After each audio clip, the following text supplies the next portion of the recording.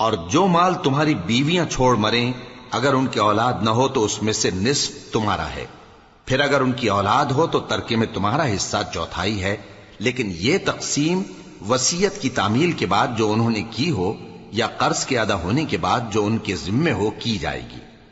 اور جو مال تم مرد چھوڑ مرو اگر تمہاری اولاد نہ ہو تو تمہاری بیویوں کا اس میں چوتھا حصہ ہے، پھر اگر تمہاری اولاد ہو تو ان کا 8واں حصہ ہے۔ یہ حصے تمہاری وصیت کی تعمیل کے بعد جو تم نے کی ہو اور ادائے قرض کے بعد تقسیم کیے جائیں گے۔ اور اگر ایسے مرد یا عورت کی میراث ہو جس کے نہ باپ ہو نہ بیٹا مگر اس کے بھائی یا بہن ہو تو ان میں سے ہر ایک کا چھٹا حصہ ہے، اور اگر ایک سے زیادہ ہوں تو سب 1/3 میں شریک ہوں گے۔